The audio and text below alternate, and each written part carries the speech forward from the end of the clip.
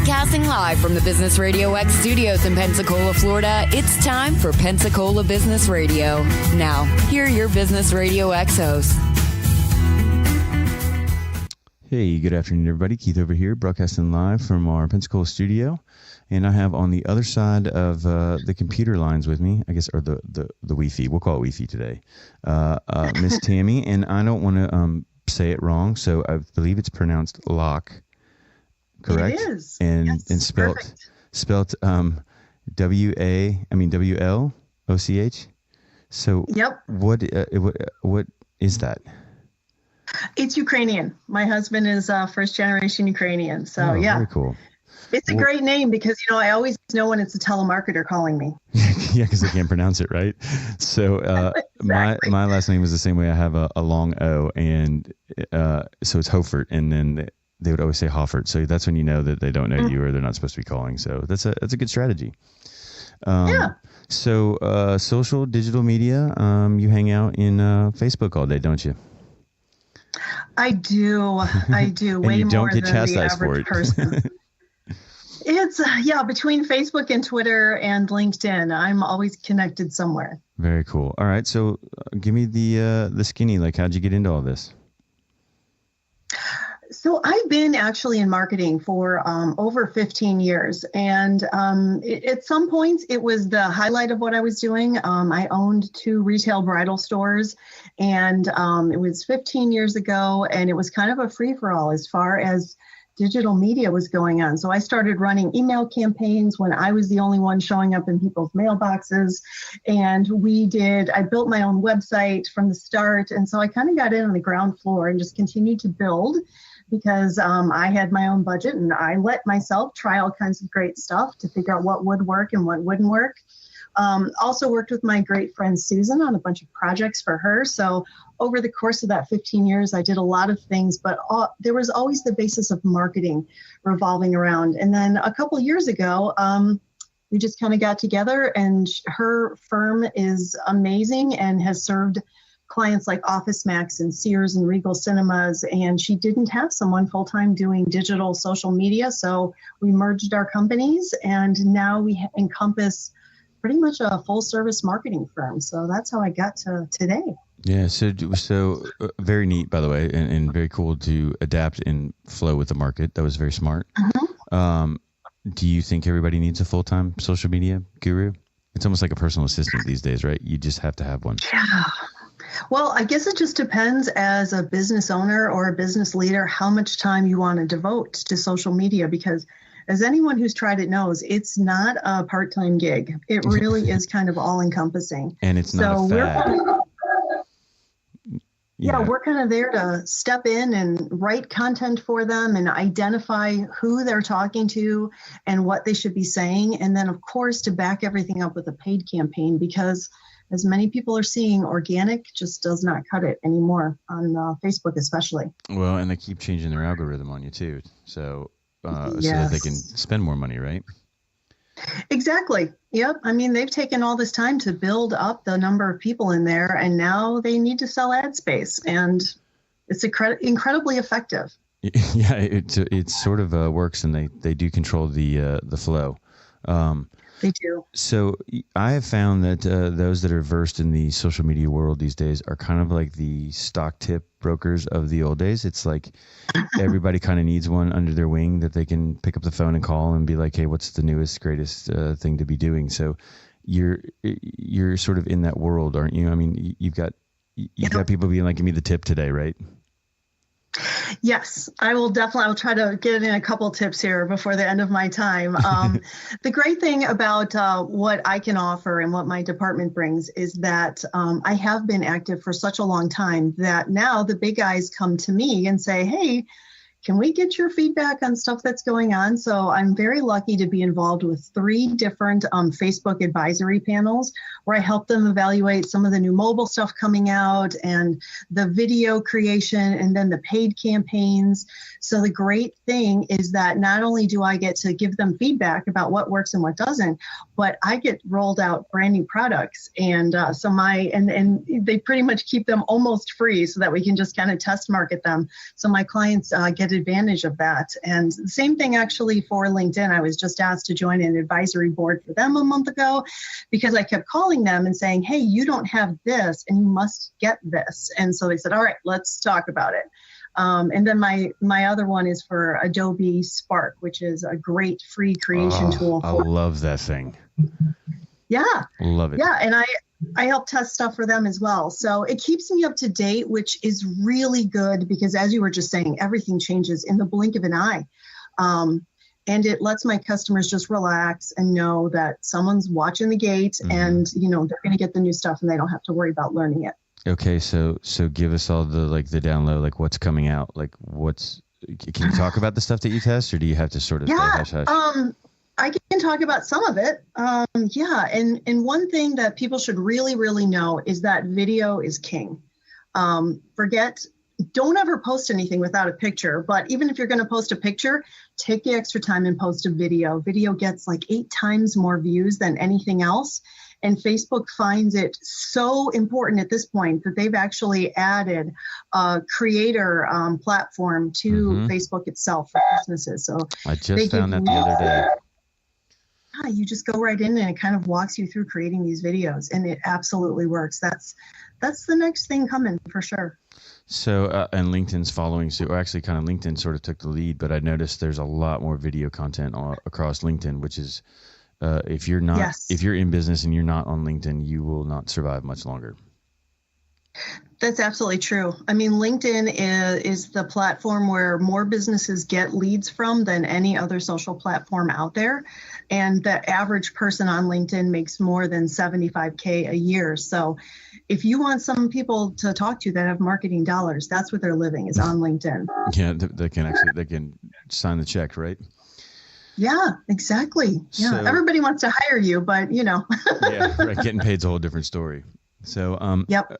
Okay. So let's say I'm new to this and I maybe don't have enough money to hire the social media guru. What are some basic things that I can do to not drown and be irrelevant in, 3 or 4 weeks? Yes, definitely. So the first thing you're going to want to do on LinkedIn is not only create a personal profile, but create a business page. You really need that to legitimize your company. It also offers you analytics. So you can see who is looking at your stuff, like what job do they have, what businesses do they work in.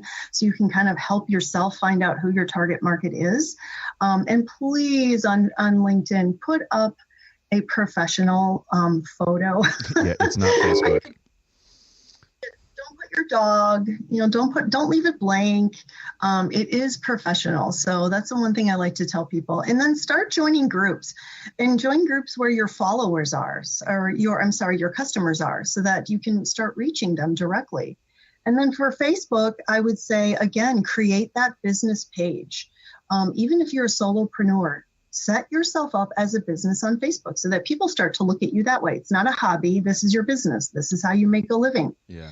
And definitely start creating those graphics and or videos. If you don't want to start with a video, make sure that there is a picture that goes with everything that you put up, because there's so much stuff that goes across people's feeds. You have to be able to catch them, and that's the easiest way to do it. And I would kind of follow that over into Twitter as well. Make sure that there's always a graphic that goes with it. Twitter is also a great place for video because unlike LinkedIn, which has kind of become saturated with video, there's a big market for it still on Twitter. And I just noticed Instagram TV, which I've started to get into actually in the last 2 weeks, is really starting to take off. And I'm not in the Instagram world other than just a viewer, more than anything else. But the way that they can create the content and the animations and stuff, it's catchy. So for the younger generations, younger than me, a lot of them are living there. So that's going to be a revenue stream that people need to think about. Yeah, and do your homework too, because I think people are surprised a lot as to who is actually using each one of the platforms, because I kind of touched on LinkedIn. Twitter is actually, the average users are 30 to 49-year-old women, and they make $50K a year or more. And I think most people are really surprised. A lot of people write off Twitter and say, oh, it's become so political and, my customers aren't on there, but take a look at it. They probably are. And I know everyone knows that Facebook has skewed older, but 59% of those that are older than 50 years old use Facebook. So those are some great demographics that are hard to reach. So where can you find those kinds of demographics that gives you the layout for each platform? You can just Google them. There's a lot of great articles out there. Just when you look stuff up, make sure it is at least 2018 being written so that the stats are updated, because as you know, the social world changes quickly. But yeah, you can just go online and find all of that data very easily. Very neat. So how do you feel about, I'll tell you what, if you turn the volume down on your computer a little bit, it'll stop feeding back. I know sometimes it does that because of the Wi-Fi. How do you feel about paid campaigns versus organic on any of the platforms, really? And then the next thing I would think that goes along with that is, what about the paid LinkedIn versus the regular free stuff? Like, is there benefit to it? Sure. So the biggest difference between paid on Facebook and LinkedIn is that LinkedIn is probably about 3 times more expensive. And that's because those are all primarily business to business, and it just costs more to reach businesses than it does consumers. The problem with what's happening lately on Facebook especially is that organic is just throttled to about 1% of your followers. So if you're really excited and you've built your followers up and you have, even 300 followers, which is a great number, anytime you put something out there, they only allow about 3 to 5 people to see it. And then they just cut it off because they want you to do paid. So as a foray into paid, go ahead and use the boost button. And try to narrow it as much as you can. It'll give you an option to pick your targets. Beyond that, the great advantage is when you do a paid campaign, through a paid campaign manager, you have so many more options. You can target it for app downloads, you can target it for link clicks, you can target it for video views. So that's a real advantage of having someone who knows the actual paid software.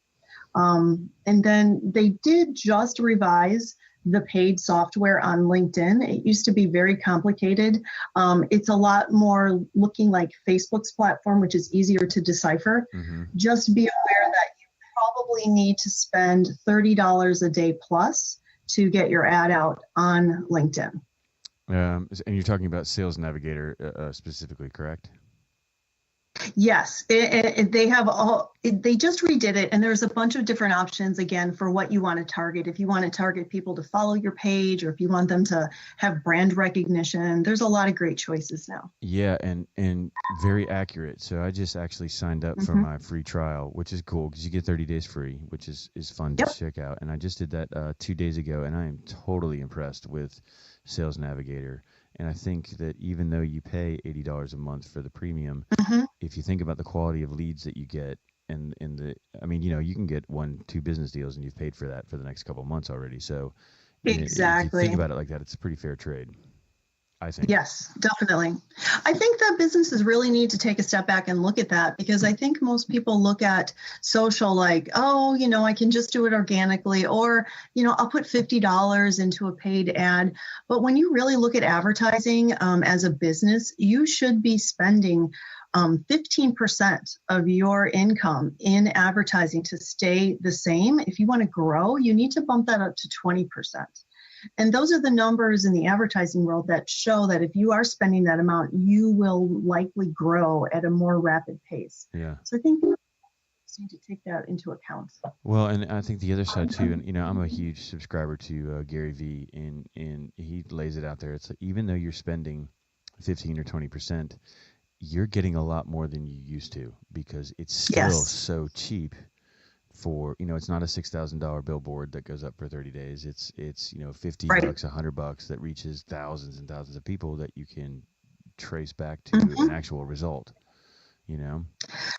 Yeah, no, that's absolutely true. We had a restaurant. We have a restaurant chain in our portfolio, and they're all kind of located next to each other. So, like, for example, this last January, they were running a special. We ran a big Facebook, Instagram campaign. And when I say big, we spent less than $1,000, and we got 90,000 views within a 15-mile radius of the hotel, of the restaurants. Yeah, that's powerful.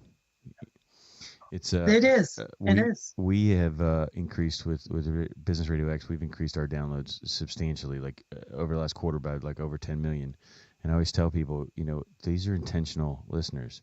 These are intentional viewers. Mm-hmm. These are not just I'm driving down the highway and I see your billboard and I forget it. It's I was interested. Right. I wanted, I clicked it. I had to consume it. And then I always try to remind people the power of being able to put that message directly to the consumer, which is what you can do with social on the one common denominator that the entire world just about has, which is their cell phone, right? So how freaking great that you can get your message right there in front of your face. Now, sometimes that becomes annoying to people. I get it. But, but as a business owner, when you want something, you want to be top of mind because that's where they're going to go look. So. Yeah, we can even do really great stuff. Like, let's say you are targeting dentists and there's a dental convention, in downtown Chicago.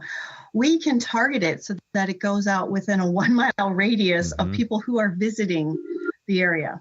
That's my favorite is the one where you walk into your doctor's office and you get the advertisement for the competing doctor's office down the road. Yeah, no, we never do things like that. No, never. So, great invention. So, okay. So how many times should I be posting? So, because I know I need somebody to spend some time on this, but some people tell me I should post numerous times a day. Sometimes I should post once, maybe it's once every other day. Some people maybe do too much a day. Like what do I do?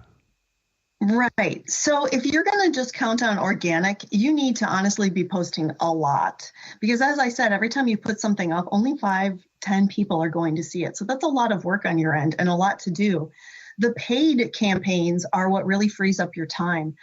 We will post once a week, but that ad will be reaching people for the entire week, every minute of every day. It will be searching for just the right market, who's responding, who's hitting that click button to go through to your website, and it's searching out those people. We have AI software that finds people who are engaging and engages with them more and creates audiences that look like those who are engaging.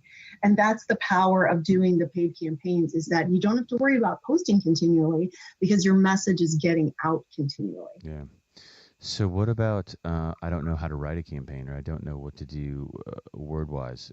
Like, am I just lost? Do I have to spend time reading a book? Do I need to Google it? Like, how do I get there without maybe, when I'm really on a tight budget? Yeah. So when you're starting out, really you just kind of need to set aside time. And if you do have others on your team that are working for you, set aside time to just sit down and do the basic marketing exercise, which is, who is my ideal customer? And when you think of ideal customer, think of the person who makes you the most money. You may have 50 people that constantly walk in your store, but maybe only one of those people are the ones who are actually buying your product. So think of who is buying your product and really narrow that down. Is it a man? Is it a woman? How old are they? How much money do they make? Do they have kids? Are they retired? And then once you get that structure really clear in your head, then talk to that person. So when you're writing, write as if you're talking to that person and convincing them why you're an expert or why your product is best. And be personable, right? I mean, you have to get past the screen at some point, and you have to get past the persona of that everybody can give you because you're on social media, so you can just type whatever you want or be whoever you want, right? And so I think you still have to get to that real relationship. Yeah, you do. And that's why people are on social. They are on there to create a relationship. On LinkedIn, they're a little bit more to network. But, all the other platforms, they're looking for something unique and fun and an insight into who you are. So, we recommend to people post when great stuff happens to people who work for you, or when you get a new degree, or when you threw a baby shower for somebody. Those all work very well on Facebook and Twitter because people like to know that about people they're doing business with. Very neat. So if I were me and I am sort of lost in that world of halfway in between kind of knowing what's going on and what I'm doing and kind of not knowing what I'm doing, but yet still on that entrepreneurial new business type budget, like, can I go clip a coupon out of the paper and find ways to save on this, or am I just pretty much stuck at the liberty of whatever they're going to charge? Well, we actually, I just updated our website a couple of days ago, specifically with your listeners in mind. Because what we're offering right now is if you go to our website and you go to the contact page and fill out the form, I will schedule, or one of my team will schedule a call with you, and we'll live pull up your platforms, and I will just start telling you easy changes that you can do to get results really fast. So it's kind of like a one-on-one class where I will actually analyze what are you doing now and how can you make it better. And it's free. It's free for the listeners that are on today. They can go to our site and fill that out. Well, that's very cool. Thank you for doing that. What is the magic site? I'm writing it down too, by the way. So the site is for strategic and creative marketing. So it's S as in strategic, C as in creative. So it's scmarketinginc.com. That's awesome. So I'm going to take you up on that one, because I think a second set of eyes is never a bad thing, especially when it's a 30,000-foot view of your business, I think. Exactly. And sometimes you do get so caught up, you just realize you're not talking, the impression you're making is not the one you're intending. Yeah. Yeah. And the famous thing that happens with a lot of the small to medium businesses, you end up working in the business instead of on the business. And social is, I think, designed for you to work on the business more than anything else. Yeah, absolutely. Another good tip for people who are just starting out is create that blog page on your website. And I know it sounds overwhelming, but just start writing about stuff in your industry, because that's something that people can search and it brings them to your site without them maybe knowing they might be a customer. But when they read things like that, they know you're an expert and they have a tendency to surf around your site and possibly convert that way. So you can take the time out. What I tell my clients is that if you haven't hired somebody, on Monday morning, you take the first hour and you post on as many sites as you can and just write something in your blog, and then you're done for the week. Mm-hmm. It gives them a start. What about the I notice on a lot of the websites now you find the bots or the things that notify the owners that somebody's on your site or somebody's looking at your page. Is there value in that, or do you think that's more of a deterrent for some customers? No, there's huge value in that, because for example, like the pop-up boxes, as long as you have them programmed so it's not consistent, it's good for the customer because they may see something free that you're giving away that they might be interested in. Mm-hmm. And it's really good for the website owner because it gives you a chance to actually collect data from your customer. So then you can start building your email list or your contact list. And that is like gold. When you know that person's already been to your site and then you have their information to get back a hold of them, that should be your main goal with marketing, is starting to build those lists. And I think, again, it always adds to the human experience that has to come from that. There's nothing worse than talking to the robot the whole time, knowing that it's not another human on the other side, right? Right, exactly. Yeah, and people should be careful of that if they're hiring companies to do that. Just really check them out and make sure that it's not, a stilted answer, and it does have some semblance of that it could be someone with your company. Yeah, and you can tell the difference between AI people, just so you know. It's not it's not as human as you think, right? Exactly. Yes. Yeah. Weird answers to the one word it picked out from what you typed. Right. Exactly. So, well, we're getting to the end of our time here. I want to thank you for joining me today. It's been very informative. I know I'm in this world a little bit, but I think there's always something to learn, and it's nice to be able to bounce some things off of somebody in this realm to either A, find out I'm so far off base I need to correct myself, or B, I was doing better than I thought, right? So either way, it's a win-win. And I'm definitely going to take you up on the scmarketing.inc for your consultation, and we can weed through all kinds of our stuff. I got tons of it. Yeah, no, it's great. Make sure the INC is before the .com. So it's gotcha. scmarketinginc.com. Perfect.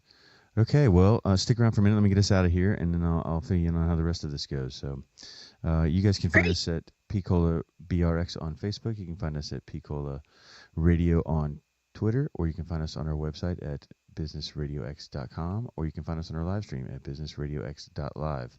And this has been Pensacola Business Radio, where business is good and your work matters.